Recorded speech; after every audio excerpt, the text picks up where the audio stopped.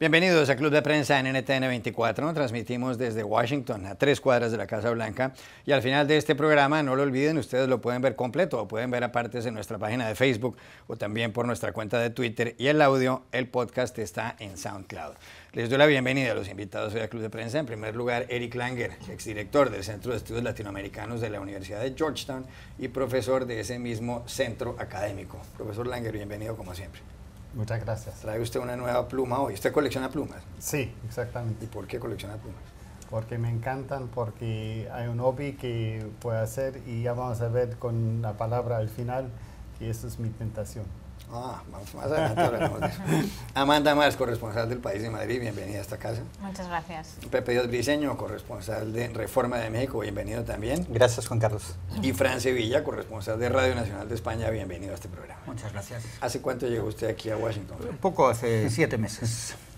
Usted es muy conocido porque ha cubierto prácticamente todas las guerras que ha habido en los últimos, qué sé yo, 20 o 30 años. 35 años. ¿En cuántas guerras ha estado usted? Bueno, no ¿Dónde podría empezó? contarlas. ¿Perdón? ¿En dónde empezó? ¿Cuál fue la Yo primera guerra? empecé en Nicaragua en el año 83, la guerra entre los sandinistas y la Contra, de ahí pasé a El Salvador, la guerra civil, Guatemala, las dictaduras del Cono Sur, de ahí me fui para Oriente, Irak, Líbano, la antigua Yugoslavia, de Nuevo Oriente, Irak, Afganistán, en fin, África, muchas guerras. ¿Qué es lo que está pasando en Irak en las últimas horas? Hay muchas noticias. Es muy preocupante lo que está ocurriendo en Irak, ¿no? Porque yo creo que hay un elemento fundamental, que es que todas las fronteras en esa zona del mundo fueron creadas artificialmente en principios del siglo XX, en un proceso de descolonización que no lo fue tal. Y ahora, un siglo después, hemos abierto la caja de Pandora de las fronteras. Y eso es lo que está ocurriendo a raíz de la invasión de 2003 y del rediseño de esas fronteras. Y el último elemento va a ser el de los kurdos, con toda la complicación, con toda la complejidad que eso tiene. Hablamos de alianzas entre enemigos que cambian de un día para otro. Es lo que está ocurriendo a día de hoy. 24 horas después de la caída de Raqqa, del feudo del autodenominado Estado Islámico en Siria, los aliados hasta ese momento, Estados Unidos con los kurdos, Irak, se convierten en enemigos en el Kurdistán iraquí. Es muy complejo y es muy preocupante. Muy difícil de entender. Hay gente que hace un chiste un poco peligroso y dicen que como Fran Sevilla estaba en todas las guerras, ahora que ha llegado a Estados Unidos no se sabe lo que pueda pasar aquí, sí, pero ojalá no pase absolutamente nada. Bueno, primer asunto, Amanda Mars, tiene que ver con su país y con el de Fran, que es España.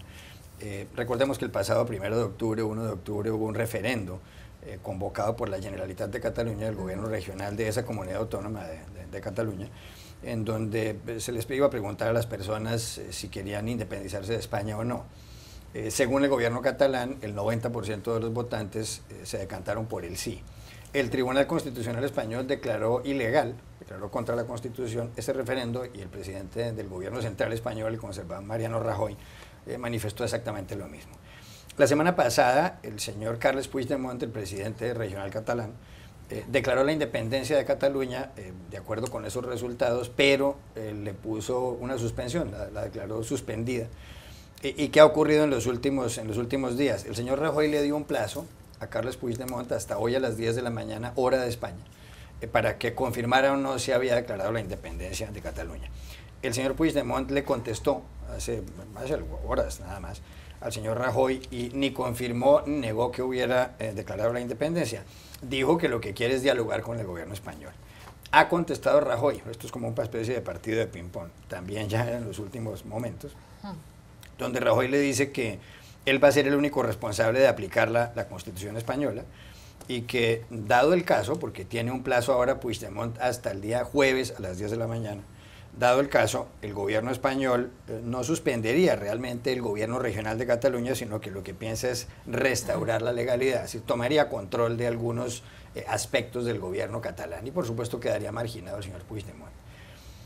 ¿Va a ocurrir esto de aquí al jueves? ¿Va finalmente el señor Rajoy a quedarse con la mayor parte de las competencias como ordena la Constitución del gobierno regional catalán? Y si eso pasa, ¿cuál sería la reacción? O sea, para empezar, esto no tiene ningún precedente. O sea, no hemos visto nunca aplicarse esta supresión de algunas competencias, suspensión temporal de algunas competencias, que es la aplicación del llamado artículo 155, no lo hemos visto desarrollarse nunca, y este escenario político no lo habíamos visto nunca, con lo cual es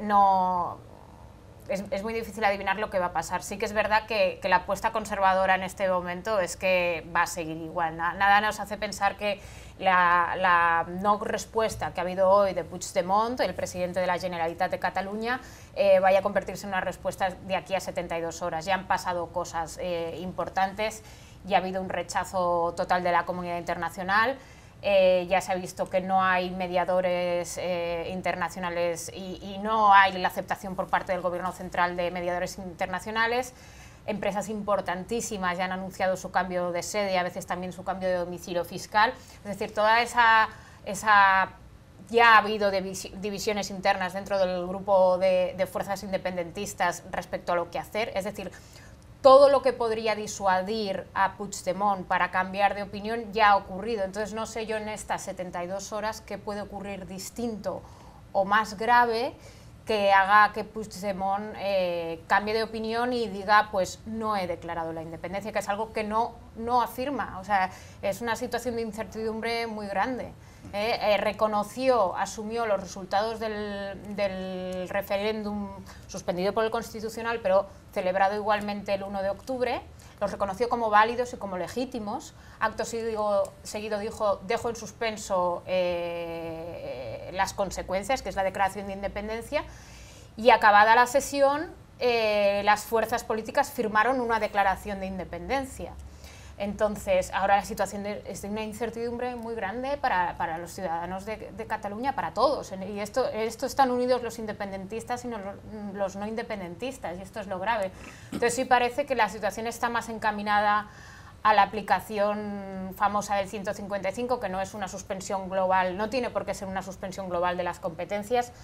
Parece que el escenario con el que trabaja el gobierno es de suspender algunas temporalmente hasta restaurar esta legalidad, pero desde luego es un desenlace indeseable y que genera más distancia entre el gobierno central y los nacionalistas.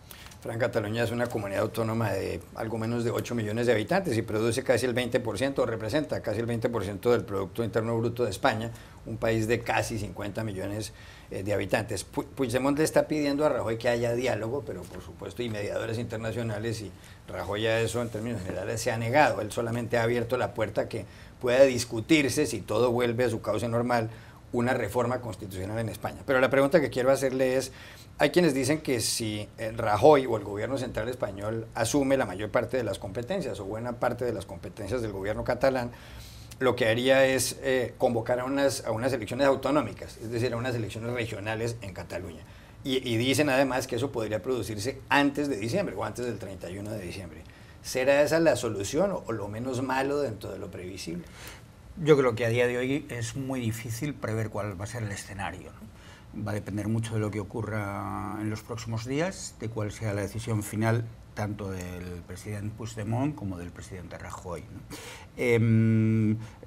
Es muy difícil saberlo porque, como comentaba Amanda, hay muchas incertidumbres porque jamás se ha aplicado el artículo 155, está previsto en la Constitución, pero es un escenario completamente novedoso, ¿no? Y nadie sabe además cuáles pueden ser las consecuencias de la aplicación de ese artículo en sus distintos aspectos, porque también, como decía Amanda, no es previsible que se aplique todo. Uno de ellos es la convocatoria de elecciones que quieren algunas fuerzas políticas en Cataluña, pero no la mayoría. Estoy pensando en Ciudadanos, que sí quiere eso, pero el propio Partido Popular no lo quiere, por cálculos, en este caso, electoralistas. Y además podría haber una fractura muy grande porque los partidos independentistas o que están en estos momentos en el lado del soberanismo ya han anunciado que no participarían en esas elecciones, con lo cual la ruptura sería más profunda, sería una ruptura mayor. Es un escenario muy complejo. Es evidente que todo el mundo debería entender que la única solución pasa por el diálogo. El problema está en que cuando uno ofrece diálogo sin moverse de su posición, que es lo que está ocurriendo, ¿no? Desde el inmovilismo. Cuando uno admite dialogar es porque está dispuesto a entender que el otro puede tener al menos parte de razón, o que puede encontrarse un camino para buscar juntos la solución. En este caso no está siendo así, ¿no? Sí me gustaría, y no soy de los que quieren opinar mucho sobre la situación en España, yo soy un experto internacional, no nacional, aunque obviamente tengo como ciudadano español mis opiniones. Hay dos elementos que me parecen fundamentales y que se tienen que tener siempre en cuenta. En primer lugar, el Estado de Derecho se basa en el respeto a la ley. España es un Estado de Derecho, es un Estado donde hay una Constitución y unas leyes democráticas. Dicho lo cual, también hay que decir, los problemas políticos se solucionan por vía política, y en Cataluña, además de un problema legal de incumplimiento del Estado de Derecho, también arrastramos desde hace mucho tiempo un problema político al que hay que buscar solución. Yo creo que en el conjunto de esos dos elementos es por donde tiene que pasar. Que los dirigentes políticos vayan a estar a la altura de lo que exigen estos tiempos, esa es mi gran duda, mi gran incógnita. Eso está por verse. Profesor Langer. Yo lo veo desde afuera, entonces no de la forma española. Estuve en Alemania hace poco y creen que es una locura esto. Porque cómo puede ser que una parte del país que además fue independiente en el siglo XV la última vez, tuviera esos problemas, esas ideas. Obviamente tienen que ver con el franquismo y todo lo que pasó durante la guerra civil, etc.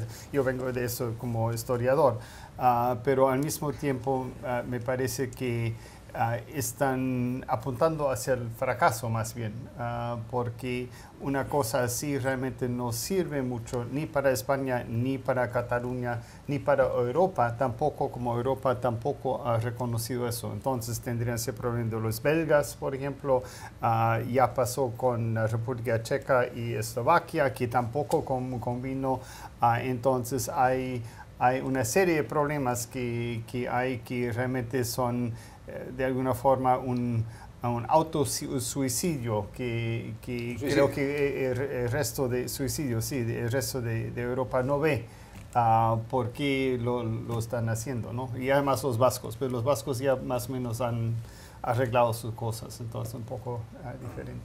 Aparentemente. Pepe. También visto desde el exterior y sin tener un amplio conocimiento de esto, pero sí, sin duda, como bien explican los colegas, pareciera que es un camino que no ha sido arado nunca. Desde hace unos meses se están tomando acciones y ocurren hechos que no antes habían pasado. El pronóstico es reservado, pero sí me parece interesante que ya para este momento creo que el gobierno central de Madrid debe entender, y creo que poco a poco se ha dado cuenta de eso, que entre más parezca abierto al diálogo, más tiene ganada el triunfo de la narrativa hacia el exterior. Me parece interesante esta cuestión de reafirmar que sí puede haber un diálogo dentro del Congreso de los Diputados para resolver esta cuestión de la aplicación del artículo 155. Me parece que por ahí va el camino si el gobierno de Madrid quiere ganar la opinión pública internacional, porque en sí mismo, como bien explicaba Amanda, durante estos pasados días han ocurrido, pues básicamente se han mostrado las contradicciones que la propia oposición catalana tiene dentro de su propia coalición, dentro de los efectos que podría tener económicamente y que ya está teniendo esta presunta declaración de independencia, que no sabemos exactamente si ocurrió o no ocurrió, pero es muy interesante que se llegue a este punto. Ahora, ¿cómo hacer que el diálogo sea efectivamente un diálogo y no nada más solo algunas simulaciones? Ya regresamos a Club de Prensa. Volvemos a Club de Prensa en NTN 24 desde Washington. Hubo elecciones ayer, profesor Langer, en Venezuela. Para las gobernaciones. Hay 23, estaban 23 gobernaciones en juego, y el oficialismo, el chavismo, encabezado por el presidente Nicolás Maduro, ha ganado los comicios en 17 de esos 23 estados. Uno de los líderes de la oposición, Gerardo Blay, dijo: aquí nadie se va a tragar esta ficción, como diciendo, sugiriendo por supuesto que lo que ha habido es un fraude. Los resultados los dio Tibisay Lucena, la presidenta del Consejo Nacional Electoral. El señor Maduro dijo: el chavismo ha vuelto, el chavismo ha regresado, el chavismo está vivo. Y por otro lado, cuando uno ve lo que está pasando en Venezuela, pues hubo muchos sobresaltos, sobre todo después del 30 de marzo, cuando el Tribunal Supremo de Justicia despojó de sus competencias a la Asamblea Nacional, el Parlamento elegido democráticamente y controlado por la oposición, y algunas semanas después, unos meses después, se fue convocada una Asamblea Constituyente, hubo una elección y esa asamblea le ha quitado todos los poderes a la Asamblea Nacional, al Parlamento elegido, repito yo, democráticamente. La oposición ha ganado algunos estados como Mérida y el Táchira y Anzoátegui y también el Zulia, el estado del Zulia. ¿Qué efectos puede tener esta elección de ayer? ¿Usted cree que se van a calmar un poco más las cosas o cree que la situación se va a agravar? Porque después del 30 de marzo hubo muchas manifestaciones de protesta, al menos 125 muertos, según han informado ONGs como Human Rights Watch, 500 heridos, pero con posterioridad a todo eso la gente no volvió a salir tanto a la calle a protestar, especialmente desde el momento en el que algunos líderes de la oposición dijeron que iban a competir, a tomar parte en estas elecciones. La pregunta del millón siempre es ¿qué va a pasar en Venezuela? Bueno, uno nunca sabe lo que va a pasar, siempre las cosas se empeoran y después nada, y realmente me parece que dos cosas. En primer lugar, la oposición y la gente está completamente agotada. Yo estaba hablando con amigos y parientes en Venezuela ayer porque mi esposa es venezolana y dijeron que eso es una pesadilla. Pero también el problema es, realmente fue una elección realmente verídica o fraudulenta, y es muy posible que haya sido fraudulenta, pero uno no sabe porque la oposición pensaba que iba a ganar muchas más gobernaciones.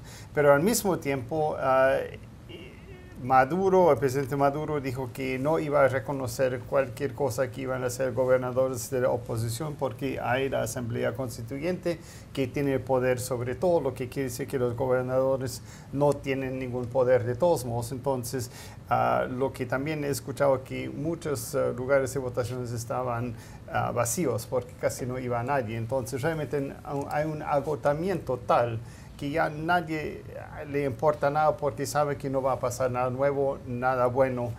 Lo que sí, entonces, creo que no va a haber mucha oposición dentro de Venezuela porque, como decía, en realidad el problema es que está muy desorganizada, pero sí va a haber mucha presión desde afuera porque creo que las elecciones no se vieron como legítimas. Como dijo también Laura Chinchilla, ahora la expresidenta de Costa Rica, es que las dictaduras siempre ya se sabe cuáles son los resultados de las elecciones, y pues así fue. Entonces creo que van a haber más sanciones contra Venezuela desde afuera, más presión de la OEA, pero al final dentro del país simplemente la miseria va a seguir y más bien va a aumentar, porque ya nadie ve solución de nada, es simplemente una dictadura ya y no hay nada que hacer. Pepe. No, sabemos de entrada que había divisiones al interior de la oposición sobre competir o no en las elecciones. A mí me parece de que de cualquier manera haya ocurrido lo que haya ocurrido, aquellos que decidieron participar me parece que merecen un aplauso por intentar jugar dentro de las reglas democráticas. Y sin embargo, pues la crisis en Venezuela sigue siendo bastante fuerte, una inflación de casi 3 dígitos, una caída en la moneda, una escasez de alimentos, como bien describía el profesor Langer, medicinas también. Y la pregunta es, ¿qué sigue? Todo el mundo espera que hoy o en los próximos días tanto la Unión Europea como Estados Unidos anuncien nuevas sanciones para intentar tener algún tipo de presión sobre el régimen de Maduro, pero también hemos pasado por un verano en donde se han aplicado ya sanciones bastante fuertes, incluida el límite, por ejemplo, por parte de Estados Unidos al comercio de deuda del gobierno venezolano, también el comercio de algunos bonos en los mercados internacionales. También ha habido sanciones contra el propio Nicolás Maduro y algunos de los miembros más importantes del régimen. Ahora, ¿qué tipo de sanciones más puede haber? Todo el mundo habla del famoso boicot petrolero que podía aplicarse a las importaciones petroleras desde Venezuela por parte de Estados Unidos, y eso ha sido algo que incluso una administración como la de Trump, que es sumamente opuesta al gobierno de Maduro, ha limitado el poder aplicar, porque creen que esto simplemente haría todavía el caos aún más grande. Fran Sevilla. ¿Por dónde siempre se ha dicho, es también un escenario muy complejo, siempre se ha dicho allí en Venezuela, o yo lo he escuchado, que el mejor aliado del chavismo era la oposición, por su fragmentación, por su incapacidad Y eso que hubo un proceso, yo recuerdo, y estuve allí cuando la MUD celebró sus elecciones primarias para elegir candidato a la presidencia, y salió Enrique Capriles frente a Leopoldo López y María Corina Machado. Y bueno, parecía que efectivamente la oposición por fin se unía para presentar una alternativa al chavismo. Al final eso se ha desmoronado. Algunas malas lenguas incluso decían que el encarcelamiento de Leopoldo López era un movimiento muy inteligente por parte del chavismo para debilitar a Enrique Capriles, que era el candidato con más posibilidades, y hacer de Leopoldo López, que ante el electorado venezolano tenía menos popularidad, hacerle una figura representativa de la oposición y debilitar así a Capriles. En fin, es un escenario muy complicado. A mí me gustaría saber qué ha ocurrido en Miranda. Yo soy incapaz de calibrar si realmente ha sido una votación. Pero ha perdido el gobierno Enrique Capriles en Miranda. ¿Lo ha perdido legítimamente o no? No lo sé. Es una de las grandes incógnitas. ¿Cuál es el apoyo real que tiene a día de hoy el chavismo dentro de Venezuela? ¿Y cuál es el apoyo a los distintos sectores de la oposición? Yo creo que Venezuela está en un momento en el que es muy difícil, desde un punto de vista sociológico, calibrar cuál es el apoyo político que tiene cada uno de los sectores. Y de nuevo, me remito a lo que decía sobre Cataluña. La única forma de salir de este desbarajuste es el diálogo, ¿no? Pero cada cual dialoga también desde sus posturas a priorísticas y es muy difícil. Sí, el problema es que no hay una oposición. Yo creo que todos se equivocan en decir eso. Hay una oposición a Maduro, pero hay tendencias desde la extrema izquierda hacia la extrema derecha. Sí, entonces no se unen solamente. Entonces, si hay cualquier cosa que pueda hacer el gobierno de Maduro para dividir la oposición, toman el anzuelo y lo hacen. Y entonces nunca van a ganar de esa forma, pero tampoco es que son unidos ni tienen una visión de futuro para el país. No hay un programa que tiene la oposición para mejorar las cosas. No hay nada, ese es uno de los grandes problemas, que no hay una oposición. Hay que pensar en muchas oposiciones, de vez en cuando se vuelven a unir bajo la mesa de la unidad y a veces no, y por eso hay ese tremendo problema. Amanda más. Sí, lo malo es que ni siquiera el test a la oposición es creíble, porque tenemos desconfianza de cómo han sido las elecciones allí, con lo cual ni siquiera a la hora de analizar lo mal que lo está haciendo la oposición ni siquiera tenemos información muy clara, porque hay una desconfianza global hacia el sistema de votación ya desde hace tiempo, desde que la empresa informática empezó a introducir dudas. Luego está el movimiento de última hora antes de estos comicios de cerrar X colegios, crear caos en las zonas en las que supuestamente más tenía que ganar la oposición. Al mismo tiempo ha habido mucha participación, que en teoría era lo que iba a ayudar a la oposición, y no ha servido de nada. O sea, hay una desconfianza y unas dudas enormes, con lo cual es incluso difícil testarle. Lo que yo creo que sí que hay que plantearse es hasta qué punto la oposición, si realmente cree que son ilegítimas estas elecciones, y que además van a tener que jurar el cargo ante una asamblea constituyente que no está reconocida internacionalmente, participar en ellas de esta manera, que sí que es verdad que es loable, pero al mismo tiempo estás legitimando el sistema. Y es muy difícil jugar a deslegitimarlo y al mismo tiempo competir en ellas. Claro, incluso el presidente Juan Manuel Santos de Colombia, el país vecino de Venezuela, dijo que no iba a reconocer los resultados de estos comicios de ayer. Cambio de asunto, porque hay muchos titulares con respecto a Austria, el país centroeuropeo. Sí. Hubo elecciones ayer y ha ganado Sebastián Kurz. Me dijo usted, se escribe Kurz en español con K, pero usted me dice que se pronuncia Kurz. ¿Y qué quiere decir corto? Sí, corto, sí. Yo soy Langer. Usted es largo, él es corto. Sí, exacto. Bueno, bueno, el señor Sebastián Kurz ha ganado las elecciones, tiene 31 años y se ha convertido posiblemente en el primer ministro más joven del mundo, aunque se habla de que Vanessa Ambrosio, de la República de San Marino, ella tiene 27 años y está a punto de dejar el cargo. El señor Kurz, con su partido, el OVP, que es un partido de derecha, ha obtenido el 31,6% de los votos y posiblemente se va a aliar con el FPO, un partido ya de ultraderecha, que logró el 26%, es decir, entre los dos van a tener más del 50% de los escaños en el Parlamento. Han perdido los socialdemócratas de Christian Kern con el 26,9% de los sufragios, y además el señor Kurz lo que ha señalado a lo largo de la campaña, es un hombre que incluso fue ministro de Exteriores y fue diplomático aquí en Washington, ha criticado muchísimo las políticas con respecto a los refugiados, especialmente los que vienen de la guerra de Siria. Lo llaman el señor Kurz, usted me corregirá, Wunderwutzi, que quiere decir niño prodigio, y como es un hombre joven y tiene un traje entallado, lo comparan por su figura con Emmanuel Macron, el presidente de Francia, y con el señor Justin Trudeau, el primer ministro del Canadá, que repito, todos son, no tienen un kilo de más, ojalá gobiernen también como la forma física que aparentemente tienen estos señores, vayan a saber cómo será la cosa. A usted que es alemán también, ¿le preocupa el triunfo del señor Kurz? ¿Le inquieta o está tranquilo? Bueno, en realidad no me quedo muy tranquilo porque los resultados en Alemania también han sido que la ultraderecha Alternativa por Alemania. Sí, exactamente. Ganó, por fin entró entonces a la Asamblea, a la legislatura allá. Entonces hay una tendencia. Pero yo creo que más que todo lo que esto demuestra, porque Austria es un país muy pequeño, tiene 8 millones de habitantes, no es muy grande, pero sí ha demostrado cómo Europa se ha transformado por el problema de los refugiados y que hay como anticuerpos ahora en Europa contra tantos árabes, africanos, etcétera, que van allá, porque Europa no es un continente de inmigrantes, no como Estados Unidos, no como también América Latina.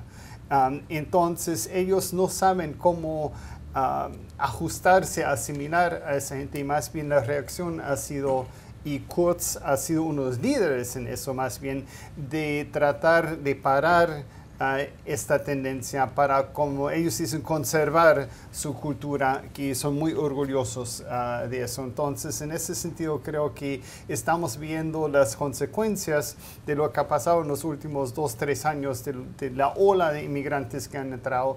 Y, por ejemplo, Angela Merkel también sufrió en las elecciones por eso, uno de los porcentajes más bajos que jamás había tenido su partido, que tiene ahora que entrar en coalición. Entonces, eso es en realidad de alguna forma más importante. Sí. Los austríacos siempre han sido un poco más de la derecha, me parece, que los alemanes, y ya hace tiempo los partidos de derecha han tenido mucho más envergadura que en otras partes de Europa.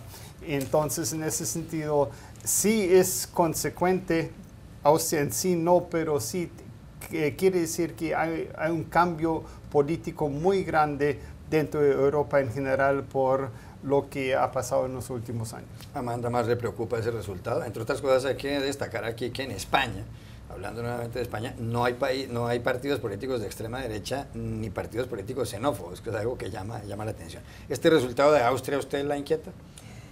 Bueno, confirma este auge de la ultraderecha y ya lo que se puede llamar una crisis de los socialdemócratas en Europa. Yo creo que siempre que el debate migratorio ocupa un lugar central, los socialdemócratas lo pasan mal. Creo que al Partido Demócrata le ocurrió en las elecciones presidenciales en Estados Unidos, y creo que ha pasado en varios países europeos. Creo que el reto que tiene es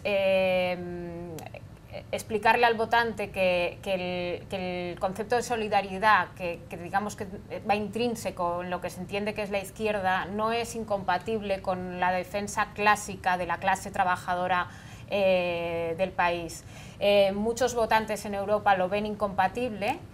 Y este es el problema que tienen los socialdemócratas, que no están sabiendo explicar, y seguramente el problema es muy de ellos, no están sabiendo explicar que no es incompatible.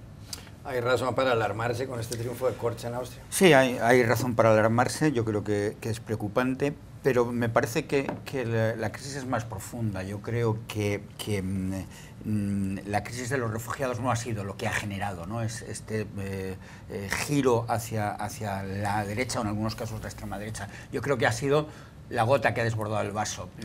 En este caso más que una gota, ¿no? Un buen lanzamiento de jarra, ¿no? Pero yo creo que viene de una crisis más profunda, que es la propia crisis en Europa, del modelo europeo, del modelo del estado de bienestar, que empezó a hacer aguas en los años 2000. Toda la crisis financiera al final se tradujo en una serie de recortes de gastos sociales en Europa, y eso enlaza con lo que decía Amanda, con la crisis de la socialdemocracia, que era la que tradicionalmente defendía ese modelo de estado del bienestar, ¿no? Entonces nos hemos encontrado en los 2 últimos años con que ese modelo estaba fracasando, cada vez había menos recursos para la gente, y de repente llega esa ola de refugiados. Y ahí esa confluencia de estos dos elementos provocan este desasosiego, por llamarlo de alguna manera. Es cierto, profesor, que Europa no es un país de inmigrantes, pero sí es un país de migrantes. Es curioso, ¿no?, como a veces, quiero decir, Italia, España, ha lanzado en momentos de crisis a Alemania, su gente. Irlanda, claro, etcétera, y sin embargo, cuando nos toca a nosotros, a veces, bueno, pues esa solidaridad no encuentra el acomodo que debería encontrar. Es de nuevo, un elemento, un problema complejo, pero insisto en que es más profundo, no solo tiene que ver con el tema de los refugiados, porque al final, además, países como Alemania son capaces, tienen suficientes recursos para incorporar a esa. Es cierto que adquiere más de un millón largo de refugiados, pero tienen recursos para incorporarlos. Sí, pero en realidad los recortes no han habido en Austria, no han habido en Alemania. Entonces es la visión un poco ibérica, digamos, la cosa, porque sí, el problema financiero realmente, la crisis financiera realmente tocó muy fuerte a los españoles portugueses. Entonces yo creo que no es tanto eso, pero sí el modelo europeo, sí, yo creo, del bienestar está en crisis también, de alguna forma. Pero lo quieren y no lo quieren, y eso es lo interesante, que hay esa contradicción. Yo solo quisiera hacer una anotación de que quizá lo que le tocará a Austria lidiar será con las presiones no de su propia sociedad, sino de lo que viene desde el exterior por parte de países como Italia, que recibe una cantidad de refugiados e inmigrantes más fuerte y que ve justamente en una poca solidaridad respecto de países como Austria en aceptar más inmigrantes, más refugiados.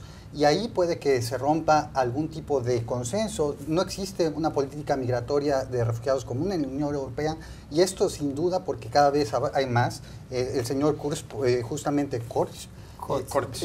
justamente fue el autor de este pacto con los países de los Balcanes para detener a las personas llegando desde Grecia, pero justamente esos países se sienten sobrecargados de la atención a los refugiados, a los inmigrantes. Me parece que ahí vendrá la presión para Austria. La sección en palabras la dedicamos hoy a un hombre, uno de los más ingeniosos de todos los tiempos, que se llamaba Oscar Wilde y que nació hoy hace 163 años. Aquí está. Dijo Oscar Wilde, que tiene la mayor parte de las frases célebres del mundo, junto con Bernard Shaw, también de Dublín, y con Winston Churchill, el sí inglés, y con más gente, Mark Twain aquí en Estados Unidos y demás. El señor Wilde dijo un día: puedo resistir todo menos la tentación. Sí, es verdad, y por eso decía, mi tentación siempre son las plumas fuentes, y así que siempre voy y usted se va a gastar toda la plata en las plumas. Sí, exactamente, y vale la pena, yo creo. Vale. Amanda Mars. Bueno, es coherente. Si no eres capaz de resistir la tentación, tienes que estar preparado para resistir todo lo que viene después. Sí, sin duda. Por ejemplo, viajar, es imposible no resistirse a la tentación de salir. A mí me parece una frase maravillosa en el estilo irreverente que caracteriza a Oscar Wilde. Yo creo que es al revés. Yo creo que uno es capaz de resistirlo todo antes hasta que llega la tentación, y en ese momento es cuando uno se rinde. Cae uno. Ya regresamos a Club de Prensa. Volvemos a Club de Prensa en NTN 24 desde Washington. Hablábamos fuera del aire de esta portada de la revista Times, Harvey Weinstein, el productor fundador de Miramax. Ya hay más de 20 mujeres que han dicho que las acosó sexualmente. Algunas lo han acusado incluso de haberlas violado, como Ross McGowan. Y hablábamos aquí con Amanda, que han tenido que aclarar su postura o las declaraciones que dio Woody Allen con respecto al señor Weinstein, porque dijo que todo esto dijo it's so sad, como diciendo es tan triste, ¿no? Qué triste. Y finalmente en las últimas horas dijo Allen que este era un hombre triste y complicado y tal, el señor Weinstein.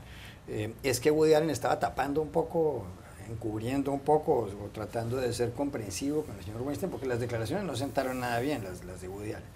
Sí, sobre todo porque además usó la expresión, corríjanme si me equivoco, usó la expresión caza de brujas, sí, ¿no? Que en lo que implícitamente estás ya juzgando a quien acusa de estas cosas tan graves y exculpando al acusado, ¿no? Entonces es una expresión que ya simplemente el hecho de utilizarla tiene mucho contenido. Sí, creo que perdió la estupenda oportunidad de mantenerse en silencio. Porque Woody Allen entiendo que tampoco fuera muy duro, tuviera palabras muy duras para este señor, porque Woody Allen tiene ciertas acusaciones detrás. Entonces creo que sencillamente debería haber callado. De haber acosado sexualmente a Dylan Farrow, el hijo de Mia Farrow, Woody Allen, que fue su esposa además. Sí. Hija de ella, de Mia Farrow, de un matrimonio anterior, por supuesto. Bueno, cambio de asunto, Pepe Díaz Briceño. El señor Donald Trump da mucho de qué hablar aquí en Estados Unidos, el presidente.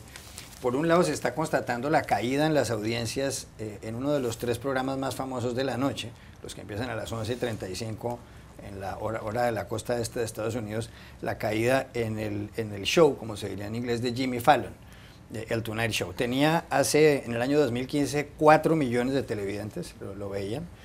El año pasado eso cayó a 3 millones y ahora está en 2,5 millones. Y por supuesto están detrás de él, o ya prácticamente lo han superado, Stephen Colbert, que reemplazó a David Letterman en lo que se llama el Late Show. David Letterman, me declaro absoluto seguidor de David Letterman. Yo creo que el gran fracaso de este país es que David Letterman renunció, por una parte, y por otro lado Jimmy Kimmel, que tiene lo que se llama el Jimmy Kimmel Show.